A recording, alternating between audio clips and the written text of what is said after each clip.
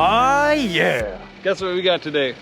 It's one of our favorite types of product. It is. So this is kind of fun. This is a little bit older car for a review that we do. It's a 2014 Volkswagen Jetta Hybrid. Gosh, we're good. Awkward high five. So today we're going to do a little review here. See if this could potentially be the best way to purchase a hybrid in today's market. If you're not buying a new hybrid, if you're buying a used hybrid, is this it? Is this what you buy? It might be. Is this what you buy over a non-hybrid?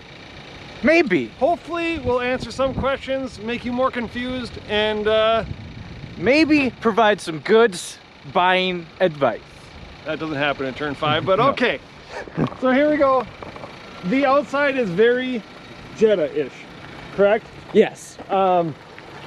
It looks nice. I like the look of it. It's a smaller car. It competes pretty much directly with the Civic hybrid that Honda made. Still makes to this day. Looks nice. I enjoy the look of it. It is a sedan. You got the hybrid badges. It is not a plug-in hybrid. It's not? It is not a plug-in. It just has a battery. You have a heavy roof. Probably weighs about 7,000 pounds. I think it goes right here. Congratulations. First turn 5 moment. So we got a 1.4 liter turbocharged engine. Okay. Here you got a roughly 20 horsepower electric motor, and here is the transmission. Crazy! All of that together does some stuff. It gives you 150 horsepower. Okay. This will add another roughly 20. So you got, with both of them at full, whatever they do, 170 horsepower, and either way you get 184 pound-feet of torques. Okay. Which is weird that you get 184 either way, but because of the things that connect to the other things and the doohickeys go to the gizmos, that's just what happens. Crazy! It is crazy. Pretty small engine, but it packs a punch. Let's go inside and show them all the goodies. All the goodies and why this thing is much more than just a 1.4 liter engine. Okay.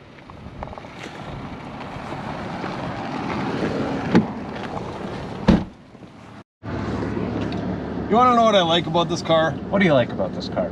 I try to pick a couple things I like out of every car, even if it was like a Yugo or something, right? You know, a Yugo might be cool. It might be cool. I like this. It is the older display model for Volkswagen. Yes, because this is not on the same current platform that is available in the States and not the platform that is coming to the States in the next year or two. Right. But what I do like, let's get this AC to turn off. I like this image of the hybrid system. So here you got the batteries indicative of where they are. They are over the rear axle, and therefore you get a little bit better power or weight distribution. So you got your engine up there. So let's put the 7-speed dual clutch transmission into gear. It's the DSG as indicated by the DSG on the shift knob. Now, if we're driving here, we're using just the electric motor. So you got blue, it says electric motor. You're rolling. We are saving the planet. Currently saving foot by foot the planet. You can drive with this car, and this is pretty specific to the Volkswagen Jetta starting in 2013, the hybrid, which separates it from its other competitors. It decouples the actual 1.4 liter engine, so you are driving completely electric. So now we're using the engine, and now it's switched back to charging when you took your foot off the gas. Put the gas on, look at this. Now we got boost, using a lot of power, and then we let off the gas, and we got the charge. Yeah. Which brings me to my next section. What's the next section? I'm gonna turn around here, because we're in the fun zone. We're in the fun zone. And we're gonna do something real, real legal here. Okay. All right, so we're coming back this way. We're going to more quiet area. Look at the dash over here. You got your gauges and your quotation mark tachometer is not a tachometer. What is it? I don't know exactly what they call it, but it's really the percentage of power that you're using. Could it be like a Bugatti and have the horsepower gauge? Let's call it a horsepower gauge. Except it doesn't give an exact horsepower amount. Right, so if you look, I'm stepping on the brake, it's really charging the battery, right? Yep. Now, and this is another reason why this Jetta separates itself from other competitors. Are you ready for it? You go into boost, which is using over 100%. That's crazy. It is peppy. Which very peppy. Which does separate it from the other hybrids in this category. Yes. Another thing that separates it from other hybrids in this category is the interior fit and finish. It's classic Volkswagen. It's gonna feel good to sit in. It's gonna feel good to touch everything. You got leatherette. Leatherette on the seats. You guys know that we like the leatherette because although it's not leather, it holds up. Much better than leather with less maintenance. So I like that. I do like kind of playing this game here with with looking at, okay, let's see if we can get all the bars. Okay. Hang on, we're just gonna coast. Don't mind drivers behind me. I'm playing a game now, so I'm only going 20 miles an hour, but it's for a good reason. We are saving the planet. We are the stereotypical hybrid driver. Yep. I don't know how long this takes, but it's taking a minute now. It could take a second. It could. Any second now. All right, and that's enough for me. Yep. I feel like you're becoming like a 50-year-old paying attention to your how much electricity versus gasoline you're using. It's kind of fun. It's kind of interesting. I like the technology. I understand its purpose. I get it. I don't know that I'm quite in the market for a hybrid. We've had this car for 2 days, kind of driving it around. Yep. I like it, but then the next moment I don't like it. I like it because I like almost everything that's Volkswagen. Yep. And I dislike it because it lacks a soul.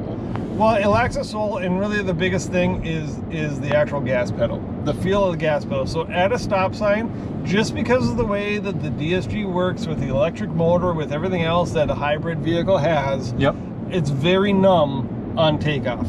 Whether you're taking off normal speeds or you want to take off faster, if you're closing your eyes, you can tell you're in a hybrid and not in a regular combustion. So it doesn't just engine. Go. Right, it's like a hesitant. And until you get used to that, it's actually slightly dangerous. Because if you don't realize that when you give it gas, it's not gonna go, you're gonna be in the middle of an intersection at about 2 miles an hour. You have to give yourself extra time to let the power wind up and propel you forward. Yes. Other than the gas pedal, we'll show you on the interior, but the rear seat headroom space is limited because this one comes equipped with the optional sunroof, and it takes up a lot of that room on the roof. Yes. And we'll show you that. Those are kind of my two cons after driving this for a couple days. Now let's go to some pros, because there are a lot of pros to this car. Good gas mileage. Great gas mileage. So this morning I took it on my normal route, roughly 20 miles. Yep. I ended up getting 39.2 miles a gallon. 39.2. Now with the Porsche, giving it the benefit of the doubt, I get 17. 17? Really? And I tried to drive really as close to normal as I drive. Mm-hmm. So that's huge savings. So if you multiply that, let's say you drive 40 miles a week. Well, you're using less than half of the gas. Right, so I calculated it out. And correct me if my numbers are a little bit wrong, but at 17 miles a gallon, driving 40 miles a day for 5 days is something like 23.7 something gallons, right? Okay. With a hybrid, I used a gallon because I went 40 miles and I used I got 40 miles a gallon, right? Yep. That's 1 gallon. So over a month, if you extrapolate that times 4, so if you take 5 trips a week of 40 miles in 1 month, you will save like $53 or $57 on gas that month. Well, did you take into account that it's not premium gas either? Because your Cayenne, I did that at $2 a gallon, just to make a very even comparison. Obviously, yes. But I was trying to give you guys the fact that it could even be more depending on if you're driving. Let's say you have a Golf R and you're thinking about going to a Jetta hybrid. Well, you need premium for your Golf R. When they say it's a combined 48-ish miles a gallon, it's hard to get. I think that you're probably really going to average about 40 miles a gallon. Okay. That's not terrible by any means. Right. And maybe a little bit more if you do a lot of highway driving. Yep. Now, we're in a lot of windy roads. I wouldn't say that this is like a canyon carver. No. It's definitely a commuter car, and it's definitely designed to save the planet. Yes. But it gives you a little bit of enjoyment to still have some fun with it. And that's why I'm having a hard time deciding, like, do I like it or do I not like it? Because when you punch it and you go over 100% of what its potential power is.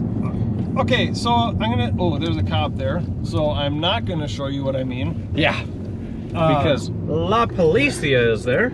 So we are gonna continue at a nice leisure What pace. I was gonna say, and staying within legal bounds, if you mash your foot on that right pedal, it is zippy. Yes. Because it combines the combustion power with the electric power and gives you the full 170 horsepower. I mean, it's fantastic. It's a properly quick hybrid car, and you wouldn't be disappointed with its power delivery. No. You wouldn't be disappointed at all. So I like that. I like the fit and finish. I like the look. It looks just like a Jetta. So what I don't like is the Prius, right? The Prius look to me, I know you're laughing at me because we're saying Prius, but that's for all of our American viewers, it's a Prius. That's our little joke, right? A Prius looks like a Prius. Yep. And it is what it is. So a lot of people really like it. Some of you guys really, really like it. I understand that. It gets good gas mileage. I understand that. It's cheap. And it is cheaper. So this, you close the door, it's German. Yes. It's got a nice solid It speaks thud. to you in German. Nein! Yes. I don't know what close means in German, but whatever. You just said no, and that's all you said. But it's solid. It's a thick door, good sound deadening. Yes. It's really a fantastic vehicle. So let's cut to some interior clips, and we'll do the Tyler test in the trunk. Yep. And show them the room. But as far as I can tell, if you need or want, or it fits into your life, a hybrid car like this, because it does, nobody can argue that getting 40 miles a gallon is better than getting 20. Yeah. Unless you're going for miles per mile. Then you can argue it. But for the most part, you can. So if you're looking at a hybrid, this is a good one. And remind me, when we wrap up, let's wrap up why we would buy this over something else. I personally feel like this would be a strong competitor to a electric car, because those are still insanely expensive. And if you look at the full cost of ownership over the time that you're going to own it, this might be a better value for you. $1 per mile. Yep. That brings up a good point. So a Tesla is a Model 3.